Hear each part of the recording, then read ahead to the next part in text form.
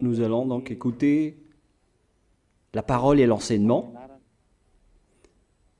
Nous sommes à l'enseignement numéro 23 pour aujourd'hui, concernant le sujet qui parle de celui qui ose dire qu'il est Dieu. Il a remplacé le bouc, le bélier et le taureau, qui étaient destinés pour l'expiation des péchés des enfants d'Israël, selon Lévitique 16. Dans Lévitique 16, nous voyons donc les béliers, les boucs et les taureaux pour l'expiation des péchés des enfants d'Israël, une fois chaque année.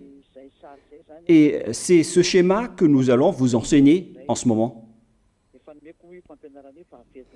En fait, j'ai déjà donné cet enseignement, mais je le rappelle aujourd'hui. Cette situation contredit directement la parole du Père Yahva, le Dieu d'Abraham, selon Deutéronome 4.2. Ne rajoutez rien et ne retranchez rien aux paroles. C'est dans Deutéronome 4.2 et aussi dans Deutéronome chapitre 13, à partir du verset 1, ou Deutéronome 12, 32. Nous allons donc lire maintenant Deutéronome 12, 32, car nous avons déjà vu autrefois le Deutéronome 4.2. Donc dans Deutéronome 12, 32, vous observerez et vous mettrez en pratique toutes les choses que je vous ordonne. Vous n'y ajouterez rien et vous n'en retrancherez rien. Voilà donc dans le Deutéronome 12, 32. Et dans Deutéronome 4.2, je vais répéter, Deutéronome 4.2, vous n'ajouterez rien à ce que je vous prescris et vous n'en retrancherez rien, mais vous observerez les commandements de Yahva, votre Dieu, tels que je vous les prescris. Cette parole précise bien alors que il ne faut pas rajouter ni retrancher les paroles que je vous ai données. De quelles paroles parle-t-on? Nous allons lire Lévitique chapitre 16 pour voir quelles sont les lois d'expiation des péchés pour les enfants d'Israël. Les voilà. C'est dans Lévitique chapitre 16, verset 3 d'abord, pour commencer. Voilà donc ce qu'on ne doit pas changer, alors que nous avons tous su, nous avons tous vu qu'ils les ont remplacés par Jésus ou Jesus. Ce n'est pas une diffamation, nous le voyons tous. Alors que chacun réfléchisse, Lévitique chapitre 16, verset 3. Voici de quelle manière Aaron entrera dans le sanctuaire. Il prendra un jeune taureau pour le sacrifice d'expiation et un bélier pour l'holocauste. Voilà, nous le voyons tous clairement, cette parole. Il existe donc le fait d'apporter un jeune taureau pour le sacrifice d'expiation, ainsi qu'un bélier pour l'holocauste. Verset 5. Il recevra de l'assemblée des enfants d'Israël 2 boucs pour le sacrifice d'expiation et un bélier pour l'holocauste. C'est-à-dire, en même temps, il y a un sacrifice de taureau, de bélier et de bouc. Lévitique chapitre 16, toujours, mais dans le verset 34. Ce sera pour vous une loi perpétuelle. Voilà. Il se fera une fois chaque année l'expiation pour les enfants d'Israël à cause de leurs péchés. Nous sommes déjà au verset 34 pour information. Verset 34. Voilà. Ce sera pour vous une loi perpétuelle. Quelle est cette loi perpétuelle?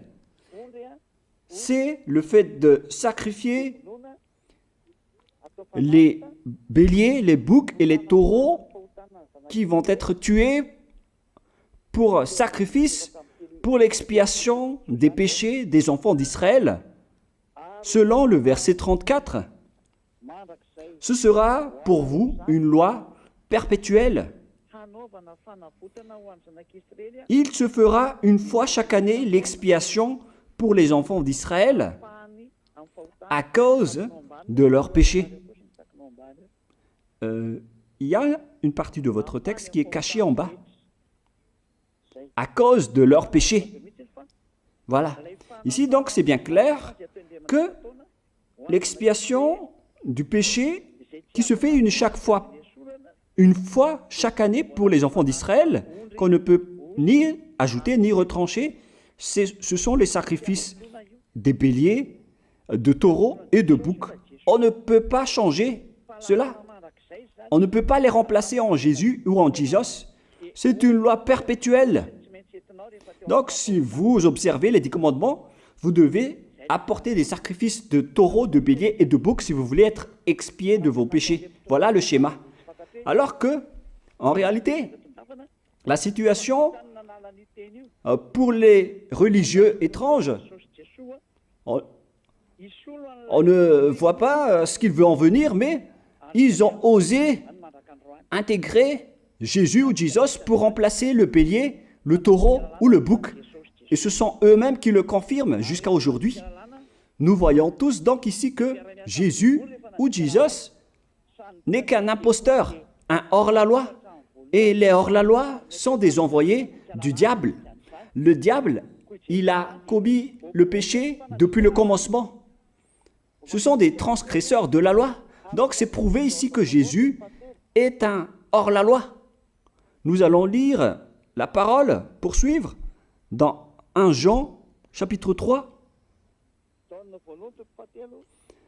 1 Jean, chapitre 3, à partir du verset 4.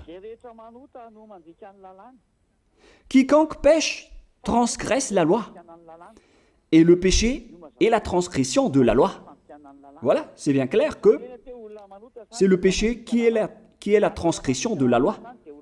Un pécheur, donc, c'est un transgresseur de la loi. Et un hors-la-loi, c'est un pécheur.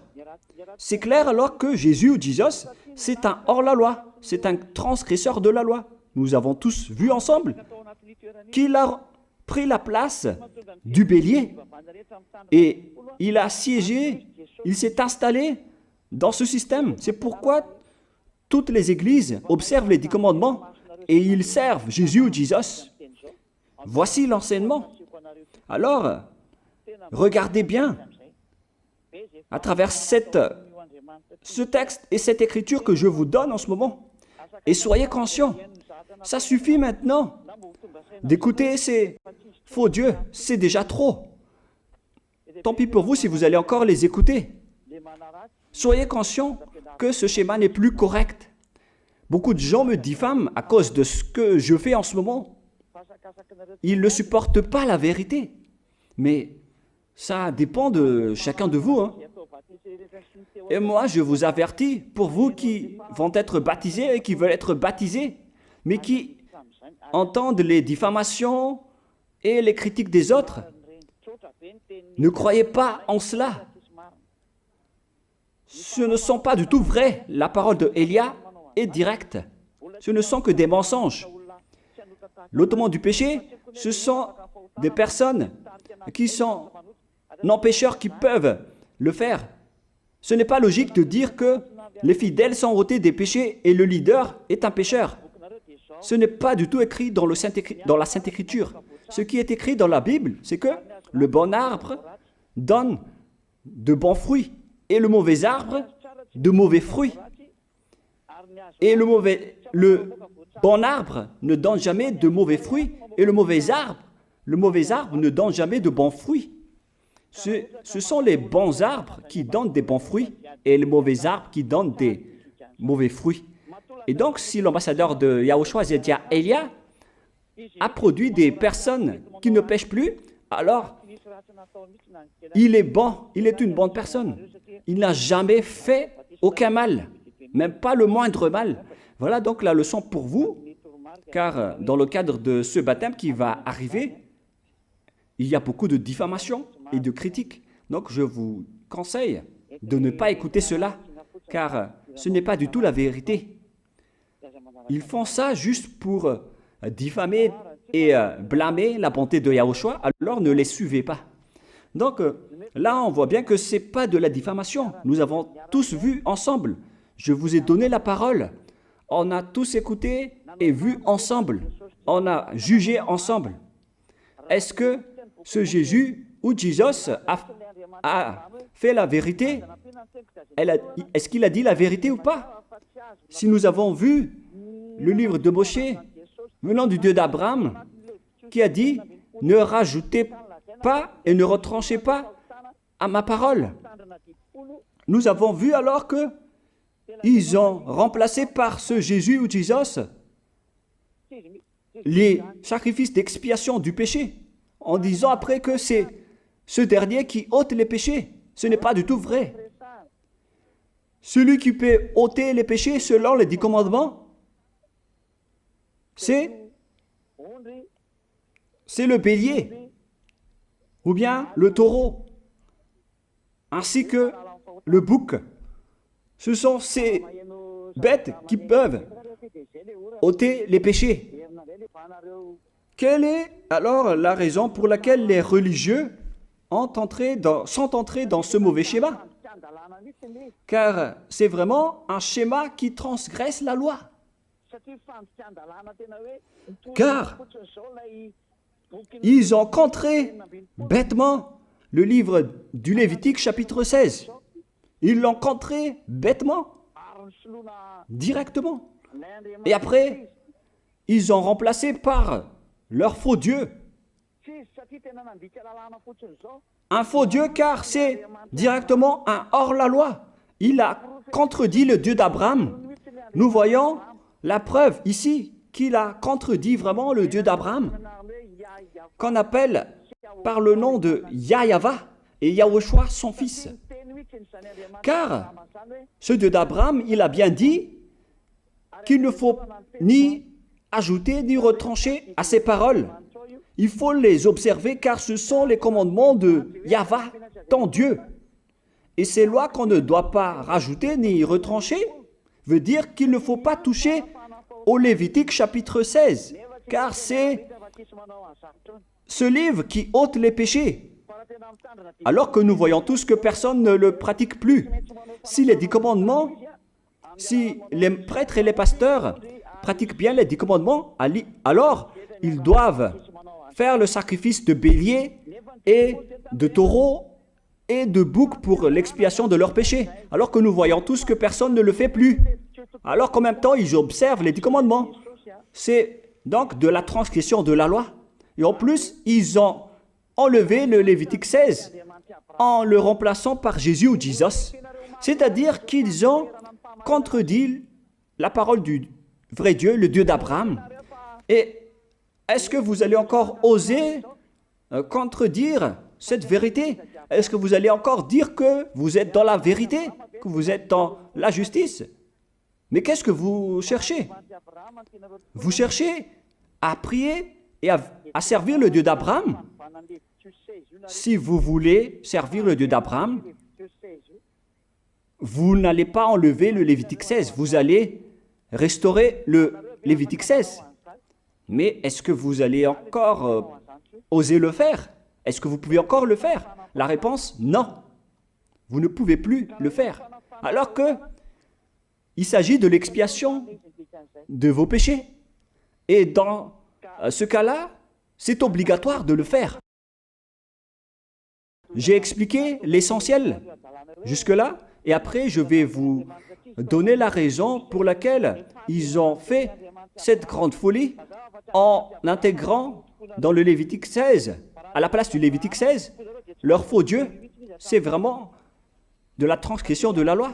Vous n'avez pas servi le Dieu d'Abraham. Il n'aurait pas dû faire ça jusqu'à la fin, car il a dit qu'il ne faut pas ajouter ni retrancher à ses paroles, alors que vous avez osé le contredire et les changer. Nous allons donc voir maintenant dans Psaume chapitre 40, quelle est la raison pour laquelle les prêtres et les religieux ont arrêté le Lévitique 16 en le remplaçant par Jésus ou Jesus pour remplacer les boucs, le bélier et les taureaux. Et je vais vous expliquer la raison. Et eux, ils ne peuvent pas le nier car ils l'ont fait. Et si, par exemple, ils ne connaissent pas, alors il ne faut plus faire du n'importe quoi. Il faut que vous soyez enseigné par Élia, si vous voulez encore sauver votre esprit. Mais si vous ne voulez pas, alors tant pis pour vous et assumez les conséquences. Psaume chapitre 40, versets 6 à 8. Psaume 40, versets 6 à 8. Voilà donc le dégât qu'ils ont subi. Tu ne désires ni sacrifice ni offrande. Tu m'as ouvert les oreilles. Là, ils ont bien entendu et écouté que Dieu ne désire plus leur sacrifice et tout ce qui concerne ce sujet. Tu ne demandes ni holocauste, ni victime expiatoire. Ici donc, on est arrivé au stade où on n'a plus besoin des sacrifices.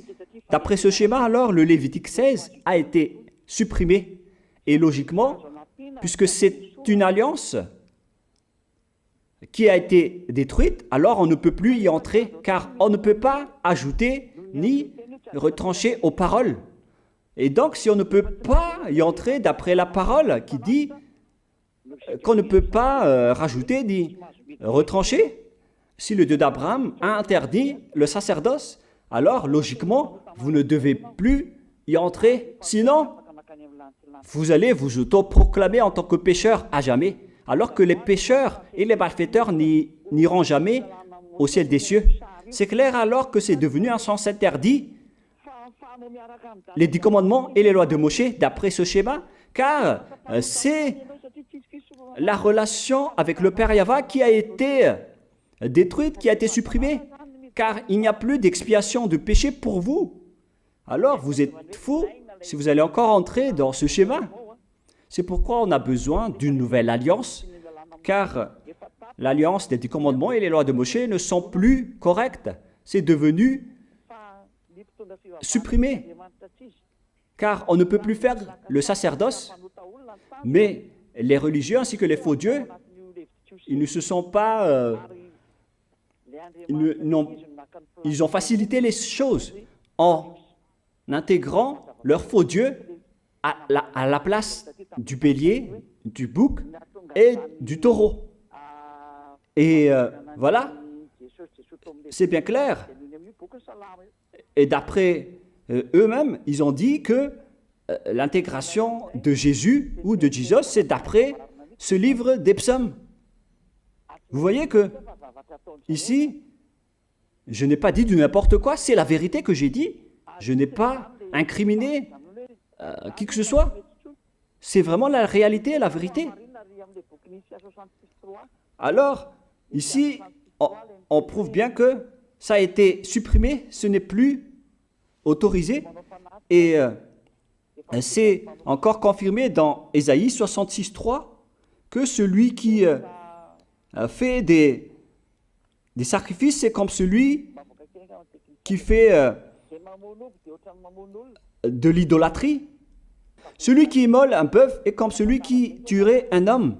Celui qui sacrifie un agneau est comme celui qui romperait la nuque à un chien. C'est vraiment toute une histoire si vous allez faire cela. Celui qui présente une offrande est comme celui qui répandrait le sang d'un porc. Alors qu'à l'époque des 10 commandements, c'était carrément interdit. celui qui brûle de l'encens est comme celui qui adorait des idoles. Ici donc, toutes les sortes de sacrifices ont été bloqués. C'est devenu interdit. C'est pourquoi le faux Dieu est entré dans Lévitique chapitre 16. Alors qu'ils n'ont pas du tout vu de leurs yeux qu'on ne peut pas ajouter ni retrancher aux paroles. Ils n'ont jamais vu et connu ces paroles. Il a fallu attendre l'arrivée de Élia pour vous montrer toute la vérité, pour vous montrer toutes les vraies paroles.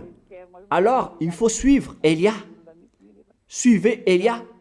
Et c'est ce terme qui dit de suivre Élia que les gens ne supportent pas du tout. Mais qu'est-ce que je vais dire d'autre? Je vais vous dire de suivre qui? Alors que vous êtes tous pécheurs. Est-ce que vous allez suivre les pécheurs pour aller en enfer? Vaut mieux suivre Élia, car ceux qui l'ont suivi ne pêchent plus. C'est quoi le problème? Si c'est de la jalousie, alors vous n'êtes pas du tout sage. Mais si vous êtes sage, vous devrez être content en m'écoutant. Si vous cherchez ce Dieu d'Abraham, vous devez être très content en dansant à la maison en disant « Merci Élia, voilà ce que j'attendais ». Au lieu de dire des colères et de la haine, moi je vous donne de la parole de l'amour pour vous sauver. Alors sachez bien écouter. Et après, ils l'ont continué dans 40, verset 7 maintenant.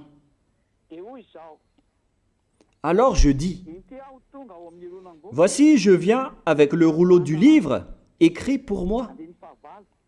Verset 8, je veux faire ta volonté, mon Dieu, et ta loi est au fond de mon cœur. Et eux, ils ont pris cette parole en disant que nous avons vu ce terme de rouleau du livre et directement, ils ont dit que on doit intégrer dans les 10 commandements le Fils du Très-Haut qui s'appelle Yahushua. Ils l'ont intégré dans les 10 commandements. Pour vous qui sont dans le mauvais sens, vous l'appelez Jésus. Vous avez intégré dans les 10 commandements votre Jésus, mais Yahushua n'entrera jamais là-dedans car c'est vraiment interdit, c'est un tabou. Le sens du rouleau du livre que Yahushua a parlé ici, c'est qu'on parle de son histoire dans le Sefer Torah juif. C'est-à-dire que le Sefer Torah juif a parlé de lui. Nous allons lire la parole à ce sujet. En parlant du rouleau du livre, ce n'est pas qu'il est entré dans le Lévitique 16. Non, c'est un tabou, c'est interdit. Mais il a parlé de son histoire. En parlant du rouleau du livre, nous allons lire la parole concernée à ce sujet. Selon Luc, chapitre 24, verset 44. Luc 24, 44. Puis il leur dit, « C'est là ce que je vous disais lorsque j'étais encore avec vous, qu'il fallait que s'accomplisse tout ce qui est écrit de moi dans la loi de Moïse, dans les prophètes et dans les psaumes. » Toutes les paroles qui parlent de lui dans la loi de Moïse, dans les prophètes et dans les psaumes. C'est ça qu'on parle ici. Mais il n'a jamais dit qu'il va remplacer le Lévitique 16. Au contraire, c'est un tabou, c'est un blasphème devant le Père Yahva, qui a déjà dit qu'il ne faut jamais ajouter ni retrancher ses paroles. Donc, les paroles qui parlent de lui, ce sont les paroles de la nouvelle alliance qu'il va instaurer, qu'il va exécuter. La raison pour laquelle il sera crucifié, c'est qu'il va instaurer la nouvelle alliance en versant son sang. Voilà de 1. Maintenant, nous allons lire le livre de Jean 5,46. Jean 5, 46.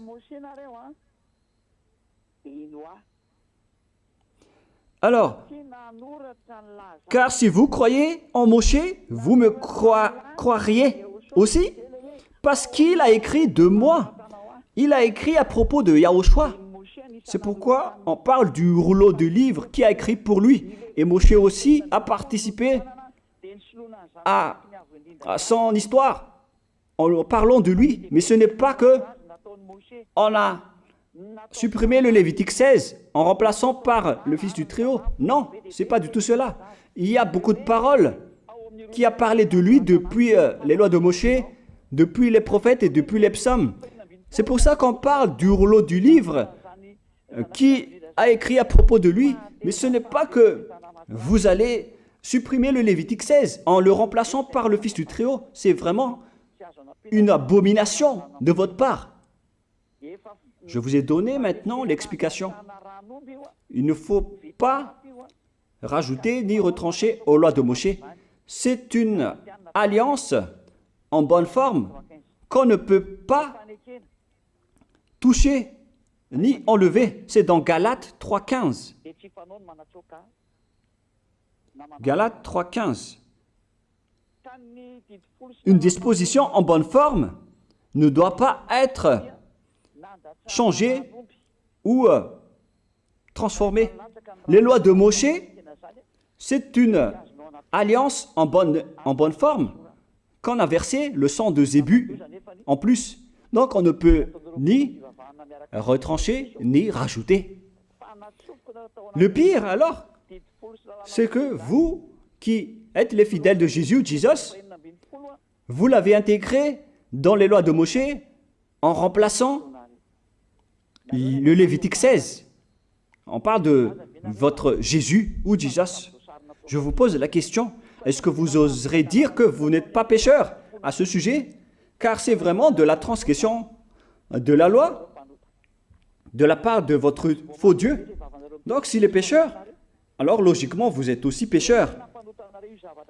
Et vous-même, vous avez dit que vous êtes pécheur. Voilà ce que vous avez fait. Et vous n'allez jamais être épargné. C'est pourquoi je vous appelle tous maintenant. Soyez baptisés et sauvez votre chemin, c'est-à-dire votre esprit. Sauvez votre esprit car il ira en enfer si vous ne le sauvez pas.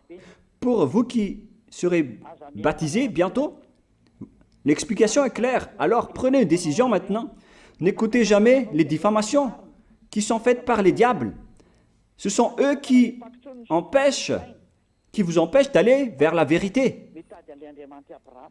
Ne soyez plus des poubelles dans votre conscience. N'acceptez plus cela. Il faut écouter l'envoyé du ciel des cieux, c'est-à-dire moi. Voilà l'explication. Vous avez fait du n'importe quoi avec votre faux Dieu. C'est votre faux Dieu qui a péché au commencement. Et logiquement, donc, vous avez tous aussi transgressé la loi avec lui. Et maintenant, vous êtes tous dans le péché. Et vous vous abritez dans la parole qui dit Dieu n'est pas venu pour appeler les justes, mais les pécheurs, pour se repentir. Le problème, c'est que c'est votre Dieu qui est vraiment un pécheur. Voilà le schéma qui prouve qu'il est pécheur. Donc, je vous souhaite à tous d'être bénis par Yahushua. Prions ensemble. Merci infiniment, Père Yahva, pour cette parole. Une parole qui conscientise les gens pour se retourner vers toi et pour faire rester fermes tous les enfants du Très-Haut, les personnes que tu as déjà choisies, pour qu'ils restent bien fermes dans le service, et pour ceux qui sont encore à l'extérieur, qu'ils courent vers Elia, car Elia et toi, Yahushua, vous êtes uniques. Merci infiniment, Père Yahva. Merci infiniment, Yahushua. Sauve les gens pour qu'ils soient intégrés au ciel des cieux, pour que les gens écoutent la parole, Père Yahva, Yahushua, toutes les paroles que j'ai montrées. Confirme toutes mes paroles, Yahushua et Père Yahva, pour la gloire de vos noms si saints. Merci pour ta bonté et pour ta grâce. Au nom de toi, Yahushua, je fais toutes ces prières. Alléluia, Amen. Donc, je vous souhaite à tous d'être bénis par Yahushua et à demain. Au revoir.